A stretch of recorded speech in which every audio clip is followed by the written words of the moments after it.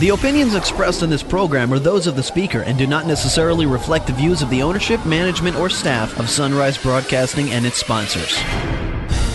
Welcome to Let's Talk Hudson Valley, where every Sunday morning right here on Fox Oldies, we put the spotlight on our local community and the people that make our Hudson Valley special. Let's Talk Hudson Valley is your show, and it's all about what matters to you, our local economy, community affairs, local business, education, healthcare, and everything in between. If your company, group, or organization would like to be a guest on an upcoming program, email Bob D at foxradio.net. Now, let's talk Hudson Valley with your host, Bob DeFelice on Fox Oldies. And welcome to this edition of Let's Talk Hudson Valley in the brand new year. And I want to welcome my guests to the studios, Paul Halayko and Chris Basso. You gentlemen have joined me from the Newburgh Brewing Company. That's right. Thanks for having us. Yes, thank you very much, Bob. Absolutely. Happy New Year. Yeah, Happy New Year. We made it. We did. It's an exciting New Year for us. Yeah, absolutely. Absolutely. I want to talk about it. You've got a brand new business in the city of Newburgh called the Newburgh Brewing Company. Newburgh Brewing Company. Yep.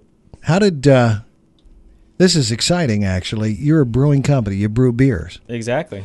What now, Chris, you're the brewmaster. I am. And Paul, you are the president, CEO. COO. Actually, Chris COO. Chris commandeered the CEO title. Brewmaster CEO, the you most know. glorious title going. So you're brewmaster, CEO, and you're COO. Yeah, the other side.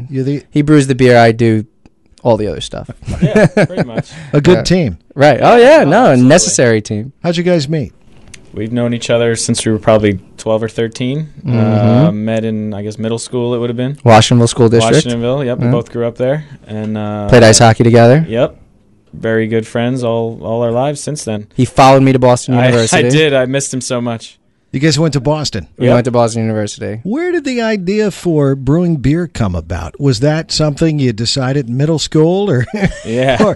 or in college? It is one of those weird careers where you don't think of it like as a young person. You don't say, I want to be a brewer when I grow up. You know, it just doesn't dawn on you that that's even a job. It's know? not, yeah, who knew? Exactly. I mean, I wanted to be a CPA when I grew up. Yeah. And I accomplished that. So, So naturally, you get to college, you start drinking a little bit. And at first, beer was just... when we were 21. Beer was beer. Beer, it was like a commodity, though. Yes. It's not...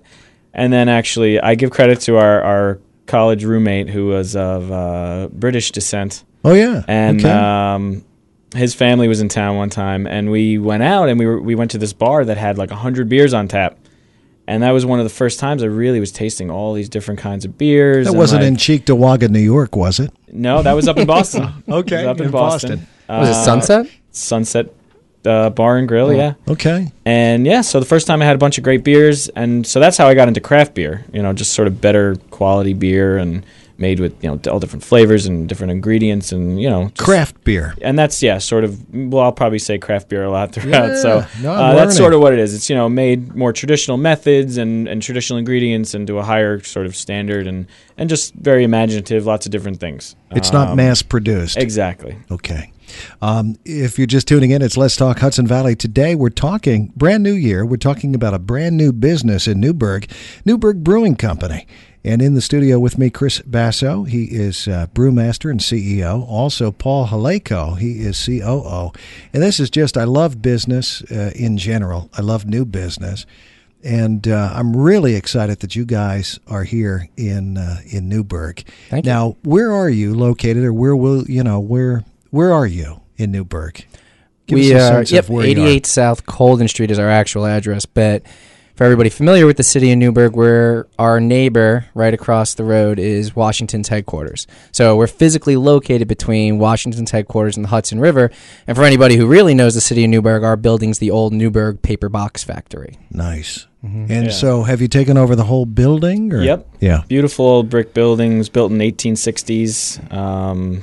Really is in good shape, hasn't been altered at all.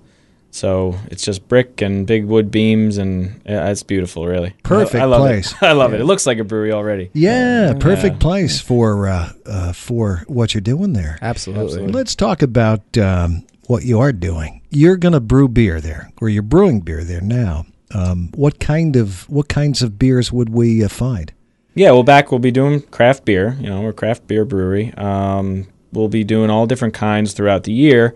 At first, we're going to roll out, we have 4 beers we're planning. We have a brown ale. A darker beer? So it's a little ale? darker. It's got a little bit of roasted malts in there to give it that color and some of those more chocolatey type, darker flavors. Yes. Then we're going to have a Belgian-style Saison, which is a much lighter style beer. Would have been brewed after the harvest in the fields to drink basically during the next working season. Would have been brewed with whatever they had. So ours has some raw oats and rye and on top of the barley, and then it also has a Belgian yeast, which gives it a lot of that sort of flavors that come with the beer, a lot of spiciness from the yeast. Then we'll have a cream ale, which is it has a nice creamy texture, but also it's one of the few indigenous sort of beers to the U.S., especially the Northeast. It came around to compete with the big lager breweries that were producing the sort of mass-produced lager that has, took over the whole beer world at one point. Yes. But this cream ale was sort of to combat that. And so it's a nice drinkable light beer. So that's our sort of nod to some of the history in the Northeast of one of the few real American beer styles. And then we'll have a peat smoked stout. So much darker, lots of roasted malts in that, sort of like a Guinness stout, very dark and roasty, but also the peat smoke comes in.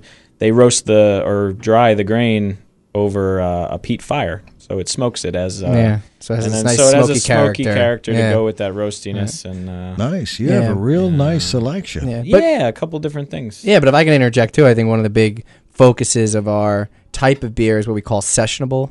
So sessionable, yeah. So in general, slightly lower in alcohol, 4 to 5%. I think, and there's a time and a place for every type of beer, and there's certainly a time and a place for an imperial stout that tends towards 8 or 9%. But our focus is more on the lower side, and the reason it's called sessionable is because you can have a session. So you can sit in a pub and you can have 3 or 4, and you're not stumbling out the door, essentially. Got it. Very interesting. Let's backtrack a little bit if we could. Yep, sure. How did you decide, Chris? How did you decide, I want to brew beer? Or where did that come from? Where did you? Yeah, so I originally got into sort of better beer in college, towards the end of college. So I grew to appreciate a good beer, but I wasn't making it. And then I've always been involved in I loved cooking and culinary related things. And I figured, I think you can make beer at home. I don't know when it dawned on me, but so I looked it up. You could. You can do it's that. It's legal. It's a great hobby. It's legal. For all the listeners who want to get into it, great hobby. Would you so experiment? I bought some books and learned that way, the basics. It seemed pretty straightforward and started that way. Brewed some at home. I thought they were real great, sharing with people and bring the friends over, try this. Exactly. And it wasn't until a couple of years later that I ended up getting a part-time job at the Brooklyn Brewery down in Williamsburg, Brooklyn, and that's where I got my professional start. How long have you been brewing beer? So at the Brooklyn Brewery, I was there for 6 years. So professionally 6 years, and I probably brewed for 2 years before that. So, it's been a lot of changes in 8 years. Yeah, been doing it a while. How did you guys get together and decide let's do our own brewing company, Newburgh Brewing? What happened? Well, Chris had been planning it for a while. I remember, must be almost 3 years ago, him coming to me with a very rough business plan and just saying, hey, can you look over this? Because there was a point in time in my career where I worked with startup companies, but from more the consulting side.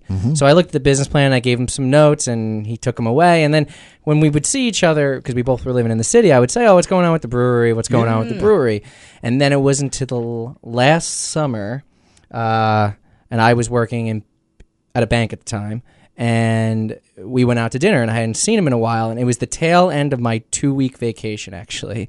And I was thinking, oh, man, I got to go back to work tomorrow. So we go and we have dinner, and I said, well, what's going on at the brewery? And he says, well, things are going pretty well, but I really need a partner to do this. And I said, well, I think at one point you were thinking about maybe somebody who had a somewhat similar skill set to you as your business partner. Yeah. And I just kind of threw out there, and I said, well, maybe that's not the best thought. You probably want somebody that comes from a different world than you. You know, number one, because you don't want somebody maybe challenging you creatively when you're making the beer, but really that should be darker. Right, exactly. Yeah, more malt. And I remember interjecting, I need someone like you. Right. And that's exactly what he and said. I think that's sort of where the idea of, wait, why, would you be interested? Yeah. I think it never dawned on me that he'd, Paul's been very successful in his sort of financial jobs in his life, and so I thought, he's doing great. He's always getting promoted and this and that. I always heard great things, so I didn't think he'd want to, leave for. Thought, sweet, you're going to pay me nothing and I get to move back home with my parents? Sign me up. Sign me up. That's right. I'll do it. So that was... That's a cool story. How long ago was that? That was last August. Okay. And we both... that would be 09. Oh, 09. Oh, 09. 09. Time flies. Wait, no. Oh, no, 2010. 2010. August 2010. And then we both stayed at our already. jobs, and Okay. we were doing it after work, emails during the day, things like that. And then it finally got to a point where Chris left the brewery, the Brooklyn Brewery, in May, and I left my job. I was at JP Morgan. I left in the beginning of September. Excellent. So now you have a building. Yep. You have your recipes. Yep. You have everything you need in place. I notice you have a website. What's the website, by the way? www.newburghbrewing.com, and then on Facebook, which is where we post we'll try to post once a day with things that are going on. Okay. Facebook.com/Newburgh Brewing Company. Facebook.com/Newburgh Newburgh Brewing Company. Brewing. But I'm sure if you do a search for Newburgh Oh, Brewing, you will You'll find absolutely. it, come up. Yep. easily. So you're in Newburgh. Your plans are to distribute the brew through the Northeast. What's your immediate plans? Our initial distribution range will be all throughout the Hudson Valley. Okay. Little South Albany, and then all the way down to the city, the boroughs, and Long Island. Excellent. Now, these 4 brews to start, Yep. you're going to distribute. How many beers do you actually brew at a time? How does that work? Well, every day I generally will brew a beer. Okay. Each batch is a single, beer. But we can have all different kinds, throughout the year. We'll have, the capacity to do not just those 4 I described, but, we hope to do seasonals, whether it be an Oktoberfest, a summer ale, a winter ale, those kinds of things. And then, just have fun with sort of more off-the-wall, maybe experimental type things that maybe I'll brew one batch of it and that'll be it. And you may never see it again. So.